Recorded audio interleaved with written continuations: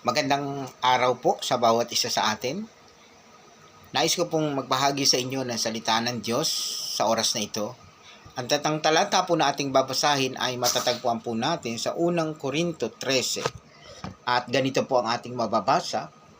Makapagsalita man ako ng mga wika ng mga tao at ng mga anghel kung wala naman akong pag-ibig, para lamang akong batingaw na umaalingaw-ngaw o pumpyang na tumataginting.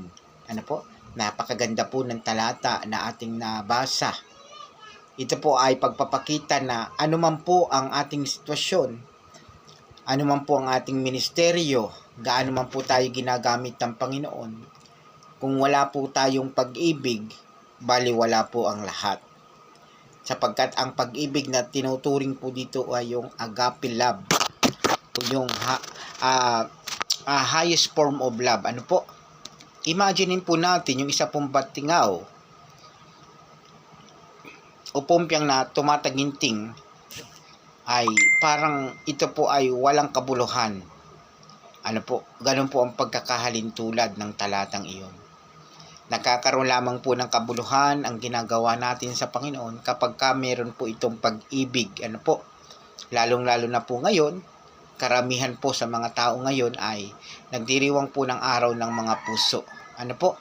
So ito po talaga ay napapanahon na sa araw-araw ipagdiriwang natin ang salitang pagmamahal o gumawa tayo ng mga bagay patungkol po sa ating pagdilingkod sa Diyos. Dapat may kalakip po itong pag-ibig.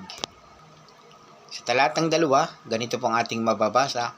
Kung ako man ay may kakayahang magpahayag ng salita ng Diyos at umunawa sa lahat ng hiwaga, kung mayroon man ako ng lahat ng kaalaman at malaking pananampalataya, papalipat ko ang mga bundok, ngunit wala naman akong pag-ibig, wala akong kabuluhan. Ganun po kahalaga ang salitang pag-ibig. Ano po? Gaano man po yung mga bagay na ginagawa natin, kung wala tayong pag-ibig, baliwala po yun. Sa verse 3, ipamigay ko man ang lahat kong ari-arian at ialay ko man ang aking katawan upang sunugin, kung wala naman akong pag-ibig, walang kabutihang maidudulot ito sa akin. Ano po? So imagine, ganun po kalawak ang salitang pag-ibig.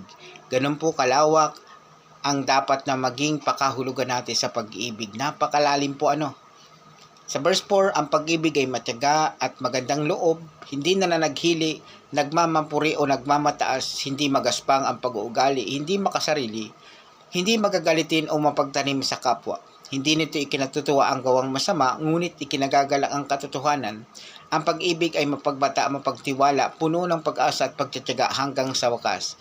Matapos ang kakayanang magpahayag ng salita ng Diyos, titigil ang kakayahang magsalita ng iba't ibang wika.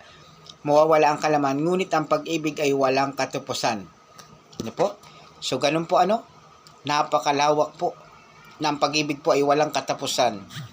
At dinefine dito sa 1 Corinthians yung pag-ibig. Ano po? So, napakahalaga po. Kasi, ang tunay po na disenyo at tunay na kakikitaan natin ng magandang ehemplo dito ay ang pag-ibig ng ating Panginoong Hesus, na siyang nag-alay ng kanyang buhay doon sa Krus Kalbaryo. Siya po ang nagbigay, namatay para sa ating kautubusan ng ating mga kasalanan.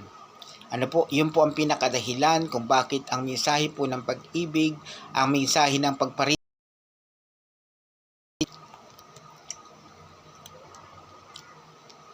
ay tayo, maligtas tayo sa mga ating kasalanan. Ganun po. Yun po yung tinatawag nating agape form of love. Ano po? So katulad po ng ating binasa, sa araw-araw po ng ating buhay, panatilihin po natin yung pag-ibig, pagmamahal sa ating kapwa, pag-ibig sa Diyos, pag-ibig natin sa ating kapwa, at pag-aalay ng ating buhay, kung paano inialay ng ating Panginoong Hesus ang kanyang buhay para sa katubusan ng ating mga kasalanan. Maraming salamat po sa inyong panonood at pagpalain po tayo ng ating Panginoong Diyos.